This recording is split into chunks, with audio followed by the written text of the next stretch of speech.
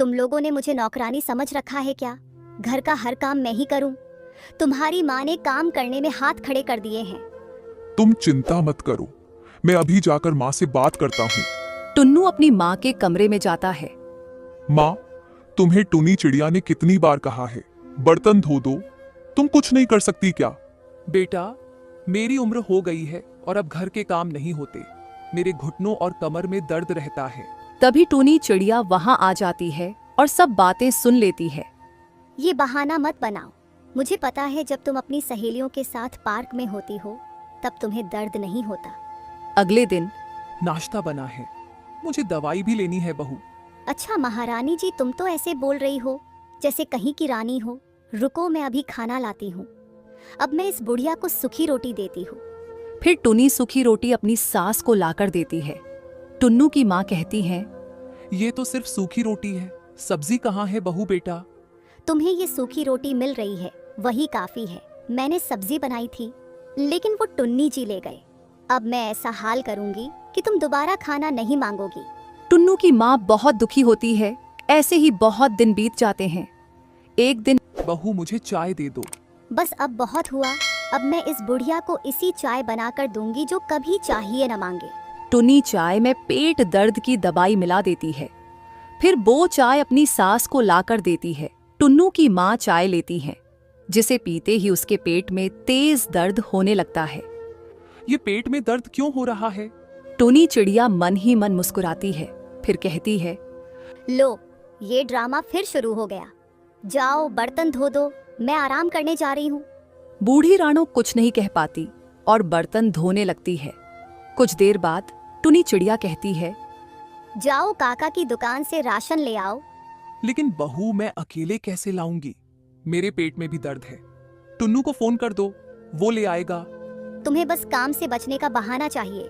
जल्दी जाओ और राशन लेकर आओ।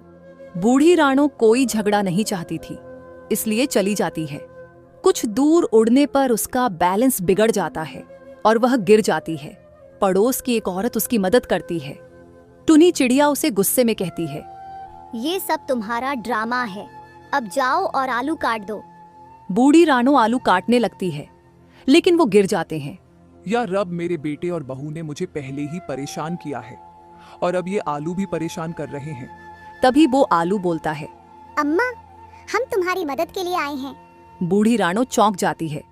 क्या तुम मदद करने आए हो? हमने देखा कि तुम्हारे बेटे और बहू तुम्हारे साथ बुरा व्यवहार करते हैं। हाँ, और तुम्हारी बहू ने तुम्हारी चाय में दवा मिलाई थी। अब हम उन्हें सबक सिखाएंगे। आलू एकजुट होते हैं और टुनी चिड़िया और टुन्नू की पिटाई करने लगते हैं। ये क्या हो रहा है? हमें क्यों मार रहे हैं? जब तक तुम अपनी सास से माफी नहीं मांगोगे तब तक नहीं छोड़ेंगे। ठीक है, हम माफी मांगने के लिए तैयार हैं। वो दोनों बहुत शर्मिंदा होते हैं और राणो से माफी मांगते हैं। राणो उन्हें माफ कर देती है और उसके बेटे बहू भी सुधर जाते हैं और हंसी खुशी से साथ रहने लग जाते हैं।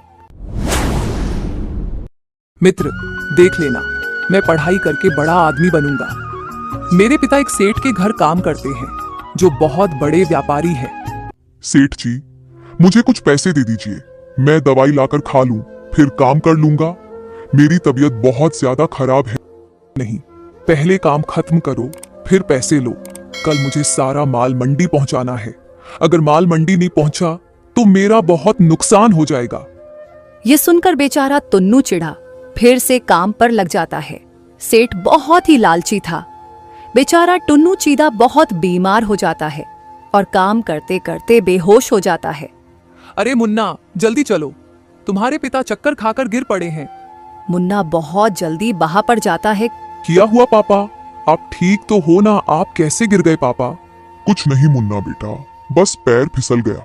मुझे लगता है मेरा अंत निकट है। नहीं, आप ऐसा मत बोलिए। आपके सिवा मेरा कोई नहीं है पिताजी। बेटा मुझे माफ कर दो, मैं तुम्हारा बड़ा घर बनाने का सपना पूरा नहीं कर सका। नहीं, ऐसा मत बोलिए पिताजी, आप ठीक हो जाओगे। इतना कहते कहते टुन्नू के प्राण निकल जाते हैं।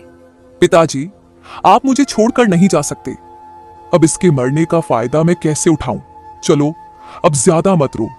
2 दिन बाद अब तब मैं कैसे पढ़ाई करूंगा?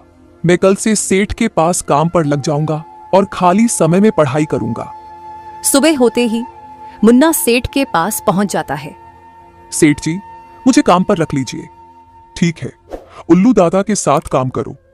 मुन्ना काम करने लग जाता है। कुछ दिनों बाद मुन्ना कहता है, सेठ जी, आज मुझे काम करते हुए पूरा 1 महीना हो गया है। अब मेरी मेहनत के पैसे दे दीजिए। कौन से पैसे?